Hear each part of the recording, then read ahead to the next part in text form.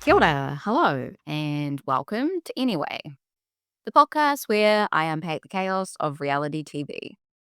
I am your host, Natalie McMurray, coming to you from Aotearoa, New Zealand.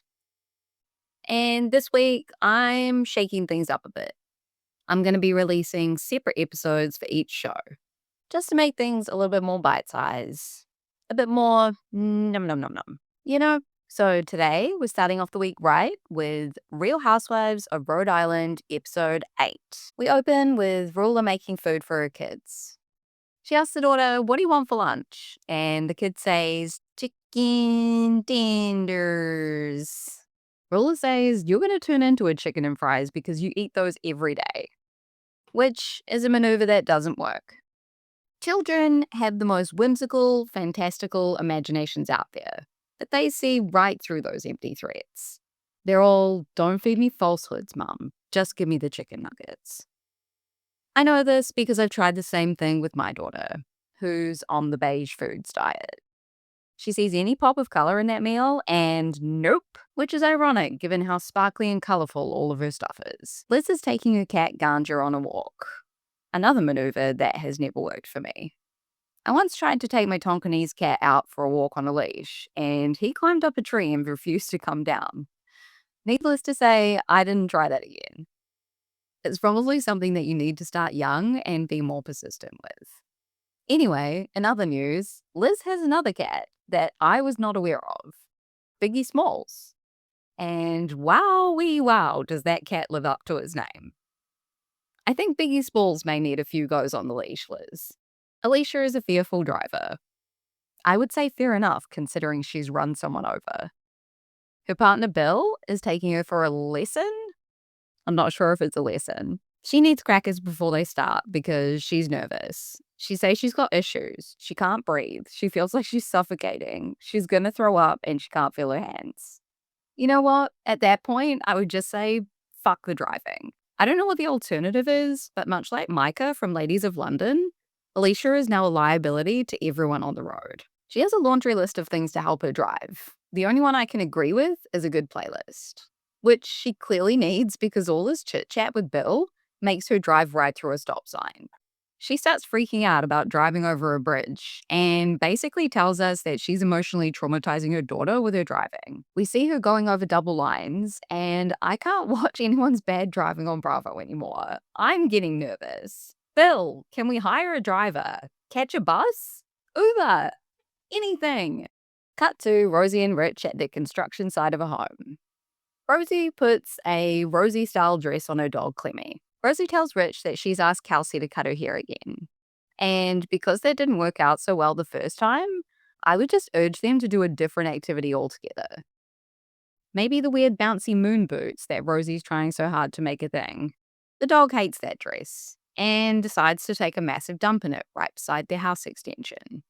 The cameraman decides to catch this all for our viewing pleasure. Truly could have done without it. Thanks. Clemmy then rolls around in dog poop on their walk.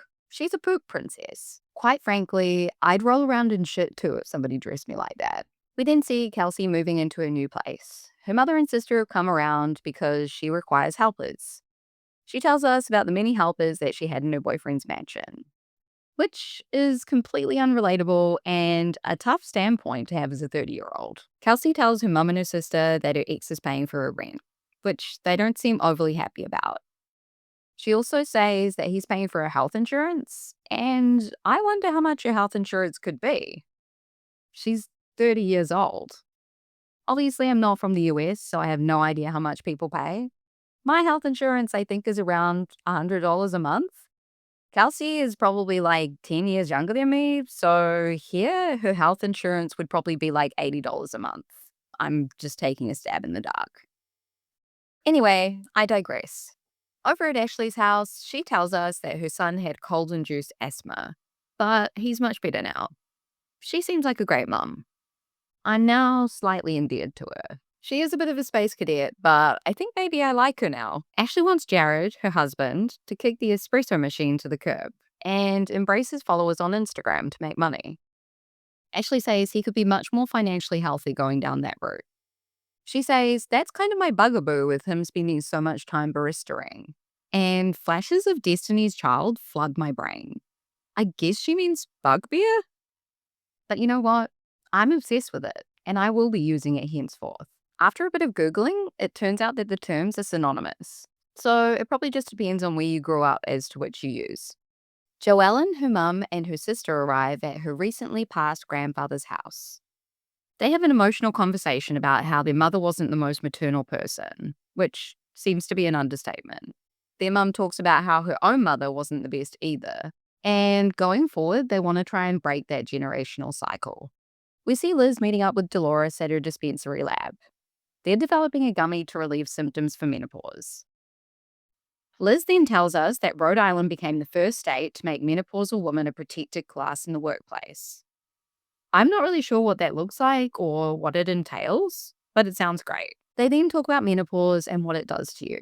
Liz says she couldn't get out of bed or focus. She used to be a wordsmith, and now she can't remember shit. She shows us her feet and says they look like a bag of dicks because they swell up so much when she walks. And honestly, it does sound like a fucking horror movie. I'd love for more housewives to talk about it, and more people in general just to be discussing it. I feel like we all need to be more prepared for the change, including men, right? We then head over to Ruler's house. Her and Brian are having Billy and Alicia over for dinner. They arrive and Alicia is anxious. She thinks she's a walking billboard that says, I know what you did last week, to Brian. She's uneasy with the knowledge of the video that Joellen showed the ladies in Newport. Tequila might be Brian's truth serum because he starts to blurt out all the injectables that he's been putting into his body. He says he's been microdosing Ozempic for 2 years. He takes steroids. He's doing Botox. He's conducting science experiments. And apparently he's the lab rat. Now might be the time for Alicia to ask him about the video, given the loose lips. Brian really is a talker. Perhaps he should consider getting Botox of the lips so they don't move as much. He says on his and Ruler's first date, he was ordering doubles for her and singles for himself, which is creepy as fuck. The way he tells the story is like it's endearing, and he's recounting like a sweet little meet cute. No, it's the exact reason why women can't enjoy themselves, because of shitheads like you, Brian. Gross. He then starts comparing the filet mignon that they're about to eat to Achilles tendons and other body parts, because he's a surgeon. And now I want to vomit, much like Alicia. She's sculling bait that drink so she can get the fuck out of there. We see Kelsey driving over to Rosie's house to cut her hair again. Kelsey drives down the driveway with a siren and a loudspeaker. She says something about 8,000 square feet looking like 8,000 square inches. Apparently she's just trying to bust Rosie's balls. But clearly they're both still holding a grudge, which is interesting because Kelsey just told her boyfriend that she doesn't hold grudges. Side note, does anyone else think it's weird to argue about the square footage of a house when the house hasn't even been built yet? Let's wait till it's done and then measure it.